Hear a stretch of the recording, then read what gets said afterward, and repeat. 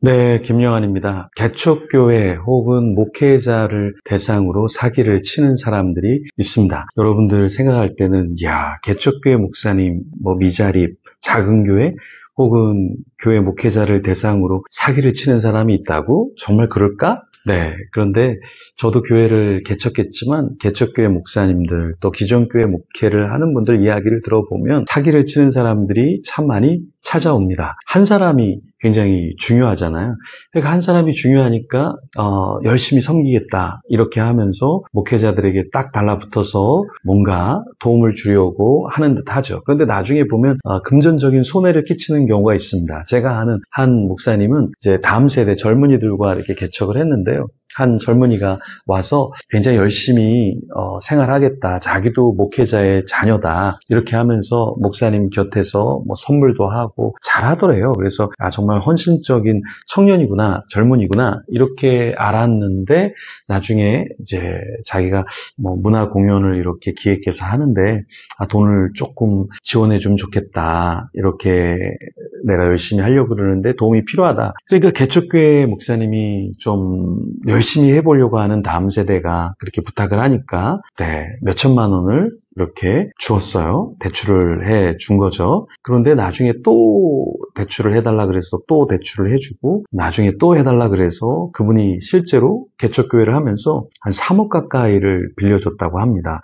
왜냐하면 말도 안 되는 돈이지만 이게 개척교회 목회자, 미자립교회 목회자, 또 작은 교회 목회자는 한 명이 되게 귀해요. 그러다 보니까 그 사람이 잘 되기를 원하는 마음, 그 마음에서 사실은 도와주고 또 도와주고 또 도와주다 보면 어떻게 됩니까? 보이스피싱이나 어떤 사기에서 일어나는 것처럼 내가 이거를 더 도와줘야 돈이 나올 것 같기도 하고 잘 돼야 내가 뭔가를 받을 수 있을 것 같기도 하니까 도와주다 보면 나중에 사기를 당하게 되는 거죠. 근데 너무 안타까운 게 목회자 자녀라고 했는데 그 젊은이가 근데 개척교회마다 가서 이런 일들을 되게 많이 버리는 듯한 그래서 이분이 이 친구를 신고를 합니다. 그래서 경찰서에서 조사를 받았는데 자기만 당한 게 아니라 진짜 개척교회 여러 목사님들이 많이 똑같은 수법으로 당했던 거예요. 그래서 참 처음이라 그러면 용서를 해줄 텐데 이게 고질적인 수법이라 그분이 선처를 베풀지 않고 정말 그 대가를 치르게 했다라는 이야기를 들었는데 왜냐하면 그렇게 풀어주면 다른 교회 가서 또 그렇게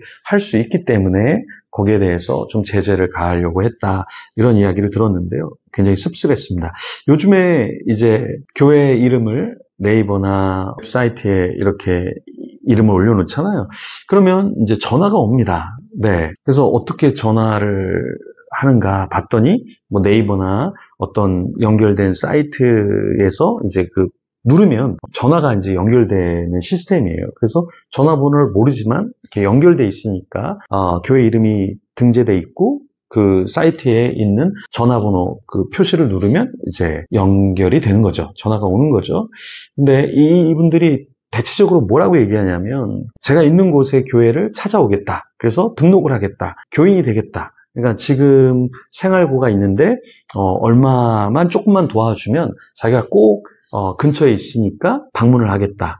그리고 이제 조만간 자기도 월급을 받거나 돈이 들어오는데 그때 꼭 갚겠다. 인사를 드리겠다. 이렇게 이야기를 합니다. 처음에는 정말 순수한 마음에서 도와줘야 되나 이렇게 많은 고민을 했는데 지금은 제가 생각할 땐 이게 비일비재한 너무나 흔한 이게 보이스피싱 같은 어떤 사기 같은 이런 전화가 너무 많이 걸려오는 거예요. 그래서 이게 무분별하게 도와주는 게 아니구나. 이것을 이제 알게 되었습니다. 아마 개척교회, 미자립교회, 작은 교회 목사님들 또 전통교회 목사님들에게도 굉장히 많이 전화가 올 거예요. 왜냐? 전통교회에도 이제 구제비라는 게 있거든요. 그 구제비를 줄 때 따지면서 주기도 하지만 대부분 어느 정도 자립된 교회는 그냥 줍니다. 그러니까 이 사람들이 알고 10,000원만 주세요. 쌀을 좀 사려고 합니다. 쌀값을 좀 지불해 주세요. 이렇게 이야기를 합니다. 그러면 이제 마음이 동하니까 보내주죠. 근데 어떤 사람은 카톡이나 문자나 이렇게 굉장히 힘들다. 어머니도 힘들어한다. 그래서 어머니와 나눈 대화를 캡처해서 누가 우리를 도와주지 않으면 우리는 어떡하니? 이러면서 애절한 내용들을 이렇게 카톡으로 보내거나 문자로 보내줍니다. 근데 저는 의문점이 뭐냐면 건강이 한데 아직까지는 좀 몸을 움직일 수 있고 건강한데 왜 일을 하지 않고 이렇게 부탁을 하는 것일까? 네, 이게 좀 안타까운 일이긴 합니다. 근데 어떤 사역자는 정말 몸이 안 좋아서 아파서 사역을 못하고 있다. 그래서 도와달라. 근데 처음에는 정말인가? 봤더니 네, 정말 아픈 분이더라고요. 그래서 제가 도움을 드렸던 적도 있는데요. 좀 분별이 필요한 시대에 우리가 살아가고 있지 않은가 생각이 듭니다. 그래서 어르신이 교회에 찾아와서 자기가 교회 헌금을 하고 싶다, 교회 기여를 하고 싶다, 이 교회 멤버가 되고 싶다, 뭐 이런저런 이야기를 하면서 내가 지금 사업을 위해서 아주 조그마한 뭔가를 구입을 해야 되는데 돈을 좀 빌려줄 수 있겠느냐. 그래서 개척교회 목사님이 빌려준 적도 있고, 그런데 그 이후로 다시는 나타나지 않았다. 이런 이야기를 종종 듣습니다. 그래서 목회할 때 우리가 사람을 돕는 것 당연히 해야죠. 그런데 그냥 무턱대고 이 사람의 신원도 모르고 마구 돕는 것도 요즘은 조금 조심스러운 시대입니다. 여러분은 어떻게 생각하십니까?